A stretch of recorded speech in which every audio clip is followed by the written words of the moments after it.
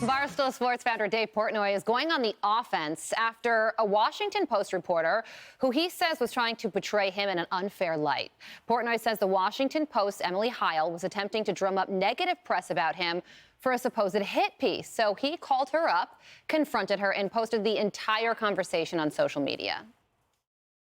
This is Emily. Hey, Emily, this is Dave Portnoy calling. I'm recording you right now. You're reaching out to our advertisers, and you're basically sending an email that says, to the effect, Dave's a misogynist, racist. Do you want to defend yourselves advertising at this event, right?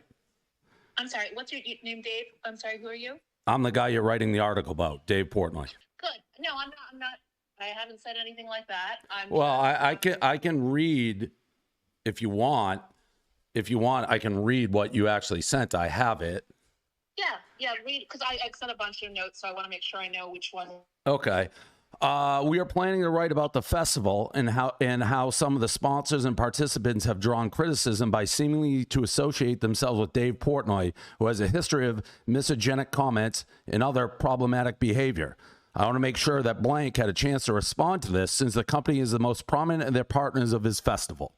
Oh, that's the one I sent to, which was definitely the most pointed of them, because I really did want them to respond, and I was hoping to get something from them. Do you think that's fair? That is pretty pointed. You said you didn't do it. Then I have the exact evidence of you doing it. So no, I didn't say I didn't do that. I said I did. That was the one that was the most pointed. Well, no, that one before I provided proof, you said you didn't really remember doing that, and then I read it to you, and you're like, oh yeah, I did it that one time. So you did do it. But what I worried about when we contacted you, I was worried that we would have sort of one shot to talk to you, right?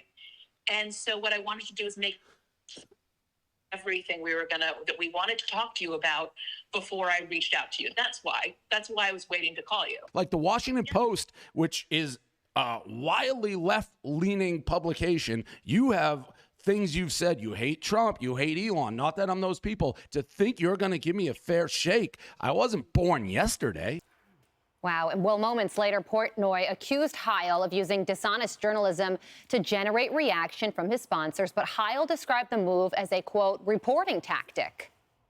That seems like a pretty straightforward question. That, have you made your mind up about me? If you can't answer that, no. I can say I have not made my mind up about you. Then why would you include that in the email to sponsors?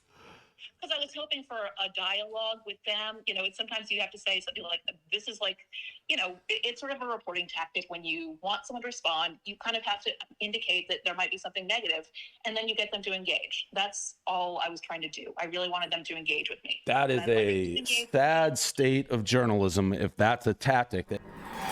Wow. Well, Dr. Sapphire, this was an absolute takedown of what was going to be a hit piece. And keep in mind, this all had to do with a pizza fest that he was hosting to drum up support for small businesses. Well, that's right. And the journalist is actually someone who covers food section for the Washington Post. One correction to be made, he definitely was meaning misogyny every time he mentioned the word. I forget how he said it. But, I actually think this was very interesting to watch. I think he was very nice to her. She could have really dug herself into a hole. When she started lying, saying, I didn't say that, he immediately cut her off. He's like, well, I have the emails to prove that you actually did. I really would have liked to hear her continue to deny, and then to show the evidence. Because, in my opinion, the Trump era has really decreased the standards when it has come to a lot of journalists. And not you, Harris Faulkner, of course. you are the top. And I think that this would have been a bigger story if she truly lied straight to him, and then he had the emails to prove it. And he didn't really give her the opportunity to dig that hole. Yeah, I think he should have. Yeah, at the beginning of the conversation, he's like, you were reaching out to sponsors of this event and saying, are you okay with being associated with misogyny?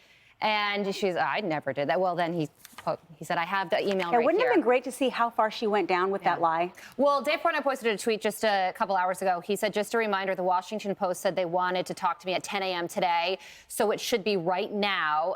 Then they canceled. So I don't know if this piece is going to run. Maybe they'll scrap it all together. Maybe at this point they have to. Emily, what do you think? Yeah, they came back and said, we'll do it at 5 p.m. or nothing. And he said, no, 10 a.m. And then he said, so how does that make journalistic sense? You want to talk at 5 p.m. before a few hours? Because she said it was due Friday. I was struck as well by how impressively calm he remained. I was shocked at how ill-prepared she was. I want to play a portion of that SOT if we can. What was the thesis of this article you're writing? I don't work with theses. I'm just reporting. It's just, you're an interesting guy. You have an interesting role in this industry, and we just want to look at it. That's all. It seemed like you were going to try to shame sponsors for being associated with me and put them in a box when I know they all love me, but nobody wants the Washington Post writing an article, sponsor associated with misogynist, racist piece of shit. Nobody wants that. That's what you're trying to do. And even on this call, it's pretty clear that's what you were trying to do. You don't have the facts for me? So right there, in my opinion, that's what summed up how incredulous her lack of reporting, frankly, ethics is.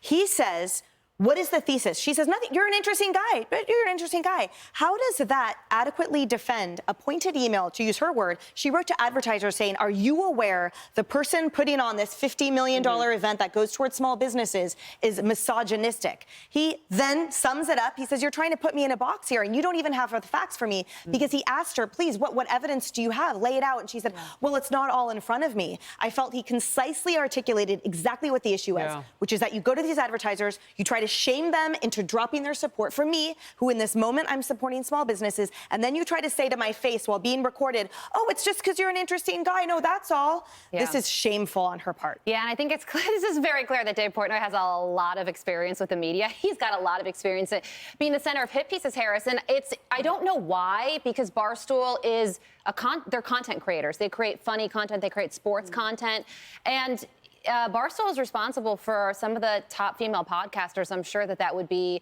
his counter to the misogyny claims. Look, I don't know that much about him, but I can tell you this, in that moment, he was a better journalist than she was. He let her know who he was. He identified himself correctly, because that's a rule. You can't fake it.